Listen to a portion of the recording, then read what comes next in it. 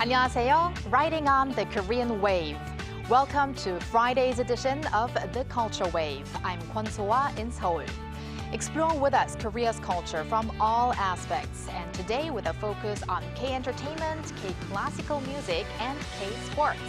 Now, Friday means we have our co-host Bella Kim joining me in the studio. Hello, Bella. Hi, So-ah. Happy Friday, So-ah. Happy Friday. And happy Friday to everyone joining us today on the Culture Wave. I'm Bella, here to co-host and fill you guys in with some exciting K-entertainment news. And I'm also happy to introduce our news features reporter, Ian-Lee, in the studio with us. Hello, Ian-Lee. It's been a while. Ian-Lee. Hello, So-ah. Hello, Bella. Nice to see you. Hello, everyone. Happy Friday. I'm Arirang's news features reporter, Ian-Lee. So, Inni, I heard you have a story on the new wave of South Korea's classical music scene. So, what is it about? Yes, so over in Los Angeles, the week-long Seoul Festival took place at Walt Disney Concert Hall, presented by the prestigious Los Angeles Philharmonic, and it was it was curated and directed by South Korean composer Chin Un-suk. And the event marked a milestone because it was the first time that the LA Phil dedicated an entire week to a single country. Let's take a look. Perhaps it's the dawn of a new era in K-classical music. A new generation of composers is making its mark, not just in Korea, but on the world's most prestigious stages. Recognized as one of the world's outstanding orchestras, the Los Angeles Philharmonic presented a week-long Seoul Festival at the Walt Disney Concert Hall from June 3rd. This is the first time the orchestra has dedicated an entire week of performances to a single country. The entire program, featuring concerts that highlight rising Korean performers, was curated and directed by South Korean composer Chin Un-suk. She's a Siemens Prize winner, often called the Nobel Prize of Music, and currently serves as the artistic director of South Korea's Tongyeong International Music Festival. The opening concert at Disney Hall played to a near full house and received an overwhelmingly positive response. The orchestra concerts that followed also received great applause and strong support from the audience. The Seoul Festival included a collaboration between South Korea's Tongyeong International Music Festival Ensemble and the LA Phil New Music Group, under the theme New Voices from Korea.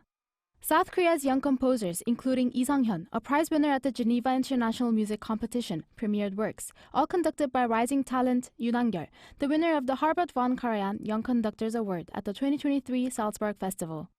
A university lecturer in composition notes that while Korean composers once felt the need to emphasize Koreanness to appeal globally, they now naturally carry that identity and are expressing themselves in more universal musical languages that resonate internationally. Korean performances have already shown their talent through many international competitions, and now it seems natural that the spotlight is extending to Korean composers as well. They bring unique ideas, creative materials, and fascinating sound worlds that resonate with classical audiences worldwide. In the past, Korean composers had fewer chances to be heard, but the global rise of Korean culture is now inviting the world to discover the depth and originality of their music. Evenings highlighting Korean composers and artists who are shaping musical culture and building connections from Seoul to Los Angeles have shown just how strong Korea's classical music scene is. I love working with young Korean musicians, so I had high hopes for this festival, and it went beyond my expectations. Every performance was world-class. After Chin Un-suk, the future of Korean classical music holds exciting promise.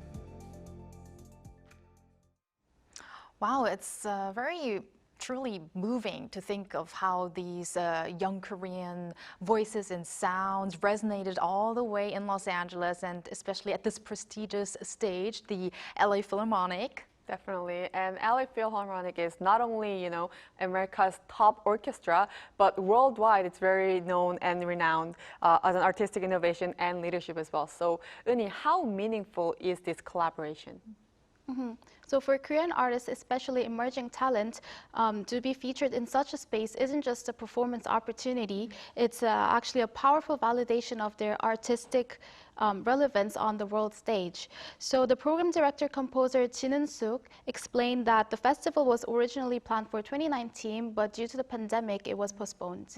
I see. So it looks like composer Chin is really committed to supporting and encouraging the next generation musicians, doesn't she? Definitely. During my interview with her, I had so many questions for the composer, but due to limited time, she really just focused mainly on how impressed she was with the young Korean musicians at the festival. She is a dedicated mentor committed to nurturing young talent and creating new performance opportunities.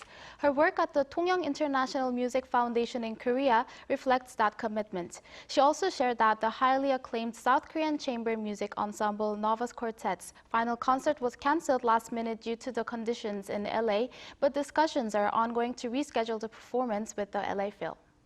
Looking forward to how these young Korean classical musicians will be shaping the world of K-music and beyond. Well, thank you very much, Inni, for sharing. Thank you, Inni. Thank you. It was my pleasure.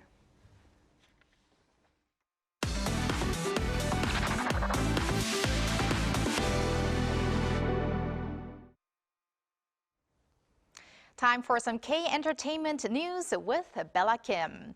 Bella, this week we can basically call it the BTS week. Right. We had 4 members being discharged from military, and today they're celebrating something big. Right. BTS celebrate their 12th anniversary of debut today, which is June 13th.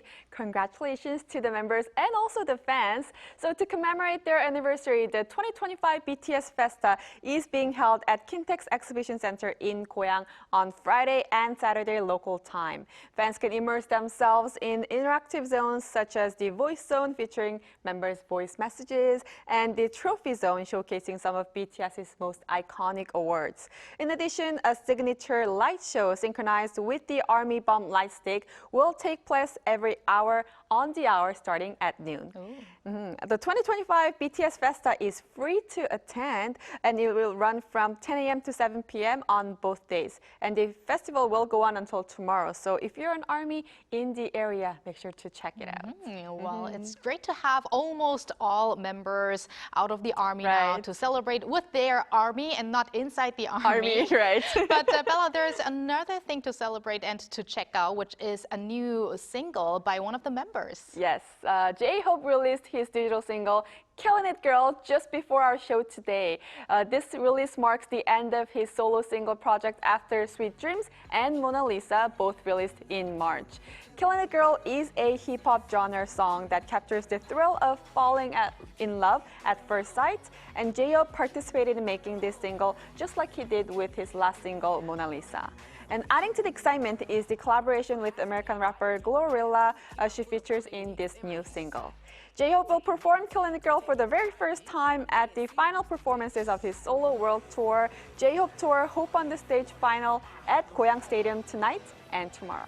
So the BTS FESTA and J-Hope's concert, I can imagine that Goyang will be filled in purple with all the armies. And we're gonna now end up with some upcoming drama.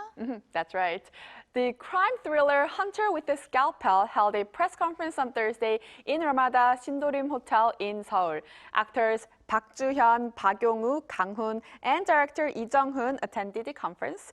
Based on the novel of the same name, the new series follows the story of a forensic scientist, Se-hyun, discovering the familiar murder methods of her father, who is a serial killer known as the Tailor, who she thought died 20 years ago, and she embarks on a race against time to catch her father before police do. The main actress Park Joo-hyun said at the press conference that as soon as she read the script, she thought that it's a genre that she has never encountered in Korea before.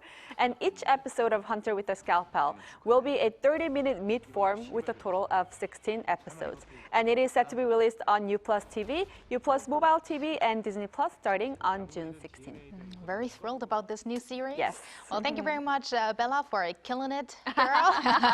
And stick around. Yes, will do. And now let's go over to our AI anchor, Ari, for other culture-related news. Ari, take it away. Hello and welcome to your AI guide to the latest cultural updates from Korea. Here's our top story. Ulsan is ramping up efforts to position itself as the world's leading hub for Gungdo, or Korean traditional archery. The city adopted the Republic of Korea Ulsan Declaration at a ceremony on Thursday. Attended by more than 200 archery officials and dignitaries from Korea and abroad. The declaration outlines 5 key initiatives aimed at the sustainable development and global promotion of Gungdo. Among them are the establishment of a World Kungdo Federation and the launch of a World Kungdo Center headquartered in Ulsan, home to the Pangude petroglyphs depicting prehistoric hunting and archery. Ulsan has long been regarded as the birthplace of Korean archery.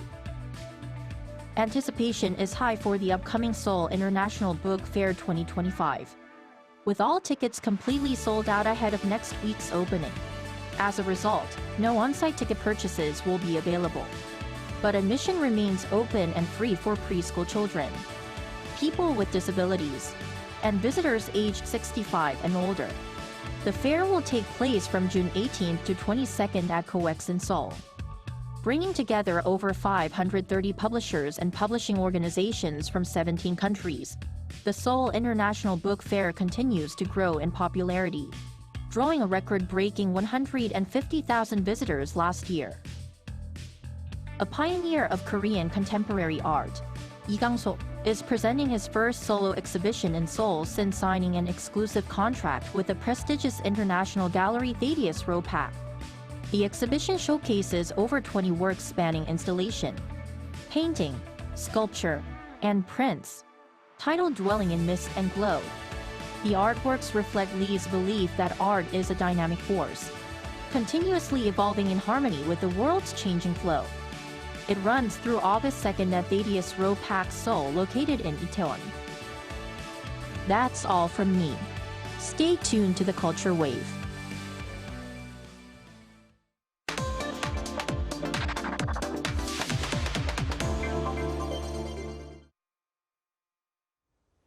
Now time for the latest in the world of K-sports. From wonderful news for Korea's national football team and fans alike to baseball updates. We are joined by our sportscaster Jason Lee in the studio, who will bring us all the highlights. Hello, Jason. Hi, Hello, Jason. Hi, Bella.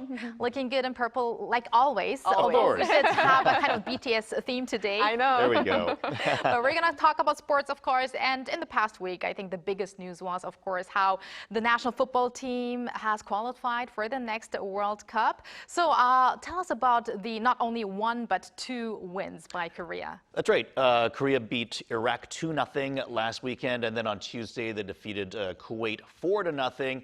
And Tuesday night in Seoul, that was the last win against Iraq. The game in Iraq was actually all Korea needed to qualify. So that does mean that Korea indeed does qualify for their 11th straight World Cup. And by the way, that dates back to 1986. 11 consecutive. The only countries to have had played in more consecutive World Cups would be Brazil, Germany, Spain, Italy, and Argentina. What do those countries have in common? All of them have won the World Cup. In actuality, if you just exclude Spain, all of those countries have won the World Cup at least 3 times. So Korea certainly with some very good company in having a streak that long. Wow. It's about time that Korea wins the World. I think so. You never know. Yeah, we maybe made it to the next year. semifinals Right. once, so yeah, maybe next year. But remember how we have been talking about the what ifs when we talked about the qualifiers? What if Korea draws, or what if Korea even loses one of the games? And I remember you saying, Jason, that we would still, in most cases, make it to the World Cup. Yeah. But the best of best happened. We won in both of the qualifiers, the final qualifiers. So. Absolutely. And because they won both, by the way, an important factor with that is that they won their group in the qualifying group. So what happens is when they have the eventual draw for the World Cup, they'll have a higher seed. Right. So it's more likeliness that they'll have easier competition on their path once they reach the World Cup. So that's some good news as well. Happy to hear that. Can't wait for next year. And because Korea qualified in the last game, which is not the last week's game in Iraq, the Tuesday's game, the coach Hong Myung-bo kind of used, young players or less experienced players. So who stood out to you the most, Jason, in that match? Yeah, absolutely. I think this was another bright fact was that Hong Myung-bo was able to get experience for some of his younger players. I thought by far the best player for Korea was clearly Lee Gang-in, but we kind of already know all about Lee Gang-in playing for PSG, perhaps transferring to Arsenal next summer. We'll have to see if that happens. But, he was clearly a different player with the ball. His ability to make plays just really set him apart with all the players on the field. In terms of young players that hadn't seen as much attention for the national team, I thought Chun Un-suk of Jeonbuk stood out. He was playing down the right side. He played as a sub against Iraq and then started against Kuwait. And I think you could really see him look a lot more comfortable in the latter game, although he did contribute a nice assist in the game against Iraq as well. Another player that I would say caught my attention was Bae Jun-ho of Stoke City. He's only 21 years old, but his passing ability is already absolutely amazing. I think he's going to be a future talent for Korea to look out for. He was playing in just his 7th and 8th national team games, while Chun Un-suk was actually making his debut. He played his 1st and 2nd caps with the senior squad. So I think both of them certainly made names for themselves and certainly caught the attention of Hong Myung-bo, I'm sure, as well. Chun Un-suk and Bae Jun-ho. Bae Jun-ho. Bae Jun-ho. Yeah. We're going to make sure to keep note of that because every time when our expert talks about names that are not that familiar to maybe the whole public, that's when you have to keep note of that and then look what happens in the future. But Jason, there's basically a year left now until the World Cup. But what's going to happen for the national team from now until then? I think there is more events coming up. Actually, very, very soon. Korea will actually host the E1 Football Championship for the East Asian Football Federation. That's next month in Yongin. So it's a 4-country tournament. It's going to feature Korea, China, Japan, and Hong Kong. That will take place from the 7th to the 15th of July. This is the 10th iteration of the event, and typically Korea hasn't really fielded their A team for this tournament in past, but head coach Hong Myung-bo is planning to use this as an early stages of the preparation for the World Cup next year. So I think we can expect to see Korea fielding probably similar lineup to what he was using against Kuwait on Tuesday night. Okay, looking forward to that as well. Now we're going to switch over to baseball now. We've got some very legendary MLB players currently in Korea for a good reason. Yeah, absolutely. In fact, both Hall of Famer Adrian Beltre and former World Series MVP Cole Hamels are in Korea right now to offer some advice to the SSG Landers Futures League players. Now, you might wonder, well, why are these guys here helping out the Futures League, which is, of course, the minor league for the KBO? And the answer is Chu Shin-soo, who, of course, is a former Major League player himself and a former KBO All-Star with SSG. He's now in charge of the SSG Futures League team. So he has reached out to a pair of his former teammates, as both Beltre and Hamels were teammates of Chu's when he played for the Texas Rangers. So very lucky for some of the younger SSG players, as I'm sure they're going to receive a lot of opportunity to learn from some of the best players that have ever played the game of baseball, and perhaps even more importantly, receiving some inspiration from some of the stories that I'm sure they're going to hear from both of these players. Wow, what an opportunity. Yeah. Wow, lucky SSG Futures players. And also, speaking of Chu Shin-soo, who is obviously the legendary Korean baseball player and who is, as you said, is coaching SSG Landers Futures team, we want to also talk about another baseball legend who is Lee Seung-yup, and he is no longer coaching Doosan anymore. That's right. Kind of sad news, to be honest. I was kind of a little bit heartbroken when I saw this. Certainly a big fan of Lee Seung-yup as a player. He had been the Doosan Bears manager for the past 2+ seasons, and he recently announced that he would be stepping down as manager, as his team clearly has underperformed this season. Doosan is currently in 9th place and have frankly looked awful this season. You know, they made the postseason in each of Lee Seung-yup's first 2 seasons as manager, but it's been telling somewhat as of late that it hasn't been going well. Fans have been more vocal about the team's performance, as they had audibly been more boos and negative noises, let's say, at Chamsil Stadium as of late, especially directed at Lee Seung-yup, which is kind of sad. Like I said, he's been such a big legend in the KBO. He still holds the single-season home run record with 56, and he was ranked 4th on the KBO's all-time greatest players list when they ranked the league's top 40 greatest players of all time for their 40th year anniversary just a couple of seasons ago. So it's sad to see Lee Seung-yup sort of be pushed out this way. It was his first ever managerial job, so maybe managing isn't his thing, but he did take them to the playoffs his first 2 years. Right. In some cases, although we know that a player is a legendary player, has been really doing great in his or her career, it's another thing to manage or coach. But then in some cases, we have less familiar players who actually shine more once they start to manage a team. So you never know, and there are many circumstances. So as you said, it is sad news, but we should never forget about his entire career, right? Absolutely. And I think the key thing here is that his legacy as a player not be ruined. And like you mentioned, so often, players are great and so talented and gifted, but maybe they're not as great at teaching that to other, younger students of the game, because it's like, why can't you do that? It was so easy for me when I was a player. And sometimes they can't relate with, the player that isn't quite as physically gifted as they were. But again, Lee Seung-yup, one of the greatest baseball players of all time, a Samsung Lions legend. And maybe that was part of the thing as well. Maybe if he was managing for the Samsung Lions, where he is such a legend, maybe he gets a little more leeway with the fans. But as a manager of Tucson, one of the rivals back in those days, maybe they weren't so happy to see their team not being led to the playoffs under his tutelage. Right. There could be many different reasons absolutely. for how it turned out. But and more on a KBO note, there's going to be a big showdown of the current top teams in the league this weekend as the LG Twins visit the Hanwha Eagles in Daejeon. So yes, that's going to be a big series. How do you predict this weekend to be?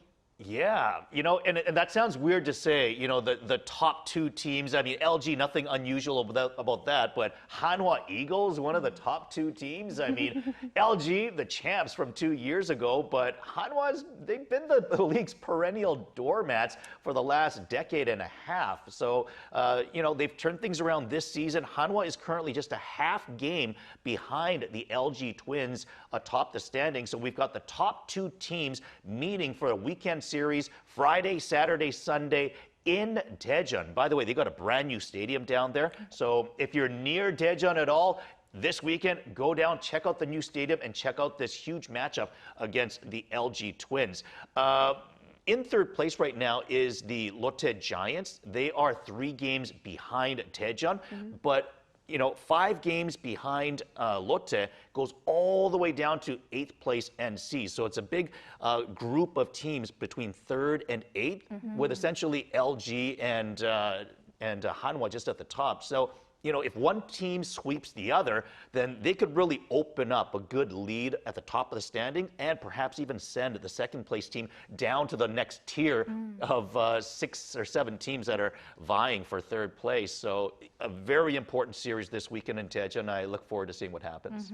I mean, have you actually expected this to happen, that Hanwha could actually be this good this season? They've been kind of knocking on the door for a while. Like because they've been bad for so long, they've had a lot of young players. No Shi-won in particular has been a young third baseman that won the home run title a couple of years ago, and he's been right up there as a top bat. Of course, they got Roo Hyun-jin back from Major League Baseball as he's kind of giving the local fans something at the twilight of his career.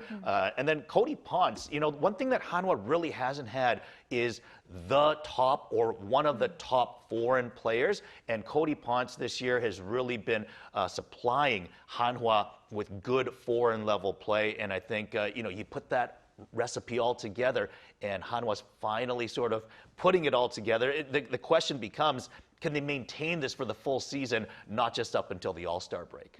Well, looking forward to this weekend, and let's hope it's not going to be raining too much. Because I think there's a little bit of rain in the forecast. That's right. Hopefully not in Daejeon. No, hopefully not. All right, thank you very much, Jason, for providing us with everything we have to know about the world of K-sports, and have a great weekend. Thank you, Jason. Yeah. And thank you, Bella, as always. Have a wonderful weekend, and we'll see you back next week. Yes, I'll see you back next week. Thank you for spending the past half an hour with us on the Culture Wave. Have a great weekend, and we'll be back next week, Monday to Friday, 2 p.m. Korea time.